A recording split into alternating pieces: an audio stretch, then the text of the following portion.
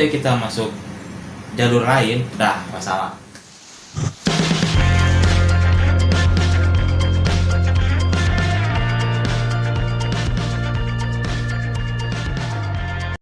Assalamualaikum warahmatullahi wabarakatuh. Selamat sore semuanya. Kali ini saya ingin bercerita suatu hal yang menurut saya itu rada-rada bingung. Ini trip saya pertama dengan keluarga, rada jauh dari rumah. Trip Batam ke Bintan pakai motor. Nah, diawali dengan biasalah prepare yang harus dibawa. Terus ada sesuatu yang agak aneh dari malam takbir, itu malam Jumat. Jadi saya biasanya kalau saya keluar rumah dengan keluarga itu nggak terlalu mikirin minyak atau bensin. Jadi istilahnya gampang-gampang lah. Jadi kalau agak-agak mau habis nantilah di sebelah sana juga ada. Nah, pas malam takbir itu sekalian keliling takbiran. Karena besoknya mau trip, isi full bensin. Nah, selang besok pagi kita prepare semua yang mau dibawa. Terus prepare yang banyak tuh prepare yang buat anak, karena dari popok segala macam lah. Kita berangkat lepas sholat id, jadi sekitar jam-jam 8:30 pagi. Itu cuaca udah rada mendung, agak-agak gimana ya, antara jadi atau enggak. Udahlah, kita putuskan jadi berangkat. Nah, pas mau berangkat ada juga hal-hal ciri-ciri, kalau kami bilang kila-kila, yaitu istri bilang gini, oh ya, karena di rumah ada kucing, jadi kita siapin dulu makanan buat dia. Nah, jadi istri bilang gini, Bi, kita siapin aja makanan kucingnya itu di luar satu, di dalam satu. Saya bilang, loh, ngapain di dalam satu? Buat apa? Ya biar mana tahu dia lapar, jadi dia bisa masuk. Terus jendela dibuka satu, kata dia begitu. Karena menurut saya bakal ribet, terus takut banyak nyamuk karena kan ditinggal gitu. Jadi udahlah, nggak usah, ngapain, biar satu itu aja lah, kita isi full buat makanan dia. Jadi udahlah, clear tuh satu. Pas tuh nggak ada apa-apa lagi, cek, udah semua ke bawah, udah kita berangkat lah. Belum juga 10 menit dari rumah, hujan turun. Nah, hujan turun, dululah kami di satu ruko. Agak lumayan lah, hampir setengah jam, 20 menit setengah jam gitu lah. Nah, saya juga bilang sama istri, jadi nggak nih, kan hujan. Kata dia, jadilah, karena udah di prepare kan udah lama, katanya udah. Lagian ini trip apa namanya, pertama kali kita ke rumah saudara ini yang di Bintan sana. Oke, lanjut. Lepas 30 menit udah agak-agak gerimis gitu. Posisi anak lagi tidur. Jadi tidurnya tuh di depan karena dia tidur di tank motor. Saya pindahkan dia ke belakang, barangnya saya kedepankan, tas gede sama ransel. Udah jalan lah tuh. Terus dia kontak juga sama kawannya yang dekat pelabuhan sana, hujan apa enggak. Ternyata di sana enggak hujan. Dan saya, loh, enggak hujan sih. Padahal lebat itu Bang. Selang 20 menit ke pelabuhan, iya, ternyata di sana enggak hujan sama sekali. Kering kerontang. Udahlah, dengan muka girangnya istri saya jadi semangat lah. Oke. Kita masuk ke jalur motor di pelabuhan, masuk, nggak ada hal sesuatu yang aneh apapun, nggak ada. Kita beli tiket penumpang apa segala macam, dah turun ke bawah, sampai ke antrian motor. Karena di depan di pelabuhannya itu lagi ada nurunin kapal yang nurunin penumpang entah dari mana, jadi kita nunggu. Ada mungkin setengah jaman ya. Sementara nunggu ya saya biasalah main sama anak mana-mana gitu. Pas kita mau naik kapal yang tujuan ke Tanjung Uban, baru sadar kalau kunci motor hilang. Kita jatuh di pas kita berteduh kah, atau sempat kita juga bukan turun di perjalanan ngeluarin jas hujan, entah di situ nggak tahu di mana. Karena posisi engine stop yang sebelah kanan motor ada kan, jadi saya karena posisi pertama anak tidur situ, jadi matikan lewat situ, terus jalan lagi pas nyampe pelabuhan matikan lagi lewat situ karena posisi barang di depan. Nggak nyadar tuh kalau kunci motor nggak ada. Dah, pas mau naik ke kapal baru sadar kalau kunci itu nggak ada. Terus kita cari-cari sampai nanya-nanya ke orang samping, orang belakang, orang depan, dia nggak lihat. Karena emang posisi si kunci itu udah lost, udah nggak itu lagi, nggak bisa nyatu. Udah, itu antara dua kemarin tuh opsinya, antara jadi berangkat atau putar balik. Karena ini udah di-prepare dari lama, saya juga merasa gimana lah sama istri, jadi saya paksakan lah itu berangkat. Karena posisi motor on, kuncinya aja nggak ada, bensin juga alhamdulillah full, jadi kita paksakan lah berangkat. Dah, setelah masuk kapal, biasalah di dalam kapal juga ya situasi dan juga sama anak biasa, nggak ada hal yang aneh. Selang 45 menit di perjalanan, tibalah di Tanjung Uban. Di Tanjung Uban nggak ada juga hal yang aneh. Sampai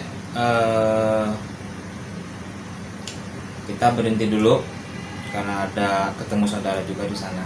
Berhenti dulu 3 menit mungkin, ngobrol biasa. Kita lanjut perjalanan. Karena saya pribadi baru trek ke jalur Tanjung Uban Tanjung Pinang, jadi ya mau nggak mau jalannya pelan-pelan, 40-60 km per jam. Kalau kata saudara sih dari Tanjung Uban ke rumah dia itu bisa ditempuh dengan waktu 30 menitan. Ya, karena saya baru, jadi ya agak-agak lama gimana lah. Kalau gitu kan saya bawa anak, jadi ambil amannya aja. Dari Tanjung Uban 20-30 menit saya berhenti di Simpang Lagoy. Itu sinyal masih bagus, sinyal HP.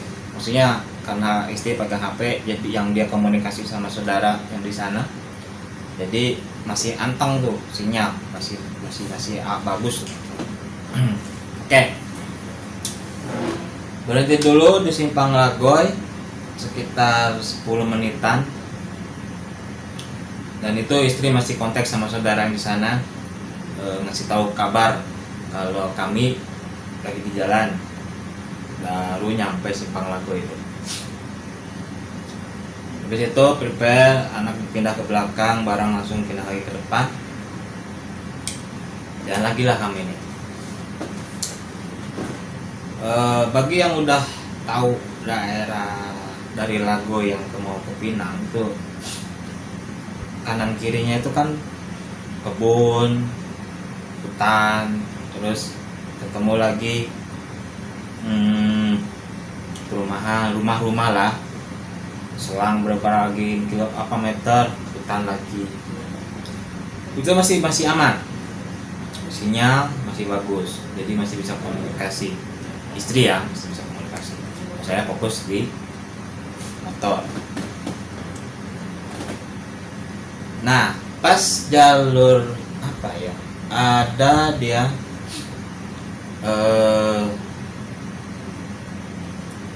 dia ada begini jalan.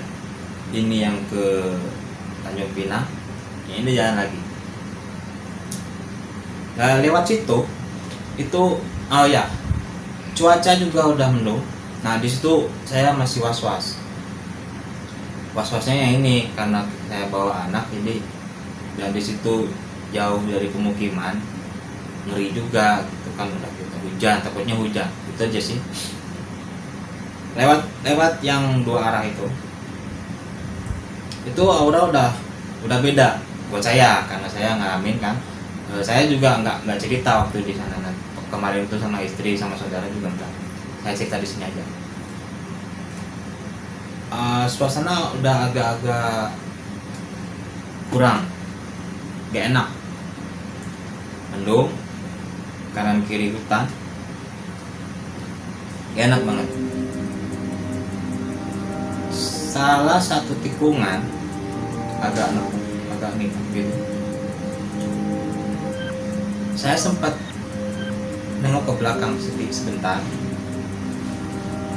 Dan itu pas tikungan, pas salah satu tikungan itu kan saya pelan aja sih, pelan. Karena saya pengen lihat situasi, jadi saya lihat kanan kiri. Pas lewati tikungan, kayak semacam tangan dia begini. Nah, dia begini. Itu mungkin dari pas tikungan itu ada mungkin 3 meter lah. Saya sempat nengok ke belakang, apa gini? Apa tuh? Mau muter balik? Gak mungkin. Cuman kok kayak tangan gitu. Udahlah, ngapain lah dihiraukan. Toh itu jam berapa ya? Jam 10, udah lewat zuhur, udah lewat Jumatan, udah jam 1:30. Itu udah redup. Udah, ngapain juga dihiraukan. Saya juga nggak ngomong sama istri kan, biar aman aja gitu. Terus lagi, selama beberapa menit sinyal hilang. Jalan sinyal hilang. Saya nggak tahu jalan, istri juga nggak tahu jalan. Situasi di tengah hutan, ibaratnya jalan kanan kiri hutan. Kami bingung, lanjut gimana, balik lagi gimana. Jadi antara dilema, udahlah pelan-pelan aja, sama sekali nggak bisa kontak. Itulah. Jadi kalau kalian yang udah pernah kesana atau sendiri lah ya, kanan kirinya tuh apa gitu, hutannya seperti apa gitu kan.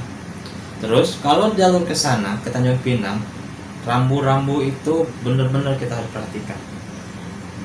Karena kalau kita yang nggak tahu jalan, ngandelin ibaratnya jalan lurus aja gitu, salah aja kita masuk jalur lain udah masalah. Karena kita nggak tahu, kita salah jalan, anteng aja kan, kemana itu bablasnya. Nah saya itu takutnya kayak gitu, karena kunci motor nggak ada, takut bensin habis kan repot. Itu mungkin 20 menit lah, 20-30 menit di jalur yang itu terus saya pantengin sampai itu alhamdulillah sinyal muncul. Terus komunikasi lagi lah istri sama saudara yang di sana. Gak jauh lah dari situ, ada mungkin sampai 20 menitan lagi itu sampai. Udahlah kami bergegas tuh sambil ngeliatin ini kan saya bilang sama istri, cobalah di share lokasinya biar kita nggak kemana-mana gitu, takutnya salah masuk jalur. Ya dapatlah tuh share lokasi, cuman beda sama share lokasi yang biasa, yang di perkotaan lah gitu. Tahu kan gimana yang perkotaan, ada yang ngomongnya, ada gimana benar map gimana. Dia cuma sebatas foto profil yang orang yang kita tuju, foto profil kita, dah gitu aja. Itu cuman kalau emang mendekat, kalau menjauh ya menjauh. Cuman jalurnya karena apa belum ada namanya, jadi kelihatannya itu aja. Dah paling setelah lepas kawal, namanya kawal, alhamdulillah jadi nggak terlalu lama lah guys. Jam 3 itu kami nyampe, ya jam 3-an lah, kurang lebih jam 3 itu kami nyampe alhamdulillah. Tapi hal yang saya alami di belakang itu emang gak saya ceritain sampai saya pulang. 1 malam di sana, 1 malam sehari. Ya karena kunci motor nggak ada, jadi kita harus nyari akal gimana supaya motor ini bisa balik lagi ke Batam. Ya, gak ada hal yang aneh juga sih di situ, karena ya saya bawanya enjoy aja sih, nyaman tempatnya.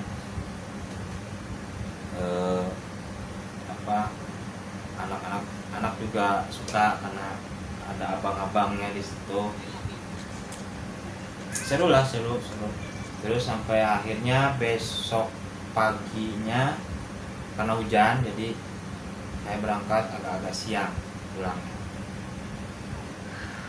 Baliknya ya lewat jalur situ lagi, tapi karena posisinya saya tahu, jadi nggak mau lagi lah bolak nengok kanan kiri, udah terobos aja jalur itu.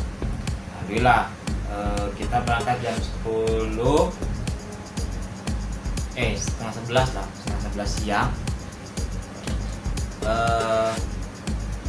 Pulangnya balik lagi sampai melewati Simpang Lagoy itu lagi, karena yang di jalur jalan yang saya lewati itu karena udah tahu kan, udah kenal lah ibaratnya, mau satu kali udah terobos saja sampai lewat jalur Lagoy. Nah pulangnya saya nggak lewat jalur yang pertama saya ambil, saya lewat di jalur yang ke Sungai Kecil namanya. Kalau yang jalur pertama saya ambil itu emang dia banyak kebun rumah, selang berapa meter kebun rumah, hutan. Kalau jalur Sungai Kecil itu udah ke pantai, jadi agak-agak fresh lah mata, jadi nggak begitu ini, jadi lihatnya pantai aja. Terus sempat ada tempat rekreasi juga di situ, ada namanya kayak semacam kelenteng yang depannya ada kura-kura besar. Ya sempet lah kami di situ dulu sama anak, foto-foto biasa lah ya kan. Terus alhamdulillah sih nggak ada masalah kalau pulangnya, sampai pulang ke Batam itu nyampe rumah jam 2 karena sempat mampir dulu di Sungai Kecil di rumah saudara istri juga, agak lumayan lama maksudnya, jadi kita nunggu dulu di sana sambil istirahat. Jam 2 jam 2 kita berangkat dari sana, jam 3 nyampe ke Batam. Nah itu belum berakhir tuh, karena kunci hilang otomatis kunci rumah kebawa, karena kunci itu nempel sama kunci rumah. Karena saya ingat di rumah kunci cadangan itu ada nyantol di dalam, jadi agak aman gitu. Nyampe rumah itu jam 4 sore. Sampai rumah ngakalin lah tuh cara buka jendela gimana, akhirnya nggak bisa kebuka, dibolongin kacanya. Ya gitulah. Alhamdulillah sampai juga di rumah dengan selamat. Trip pertama saya dengan keluarga bareng anak juga, agak lumayan jauh soalnya, Batam ke Bintan, entah berapa kilometer lah. Hal-hal yang di sini saya mau ambil ini saya mau ambil positifnya aja. Kalau kalian berangkat jauh, apalagi dari Batam ke tujuan Bintan, Pinang, Tanjung Uban, prepare lah baik-baik, semua yang diperlukan bawa. Terus kalau yang baru pertama kali ke Pinang lewat jalur, ibaratnya lewat jalur Uban pakai motor, pelototin lah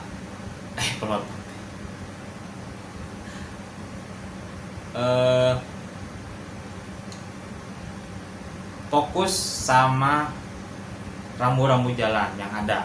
Soalnya kalau tadi saya bilang kalau salah masuk aja wassalam, nggak tahu kemana itu arahnya. Ya itu aja sih, terima kasih yang sudah menonton video ini. Saya cuma mau berbagi aja pengalaman saya selama perjalanan dari rumah ke Bintan. Sekian dulu, jangan lupa dukungannya untuk subscribe, like, dan share video ini kalau kalian suka, dan ditunggulah video-video berikutnya dari Family Trip. Assalamualaikum warahmatullahi wabarakatuh.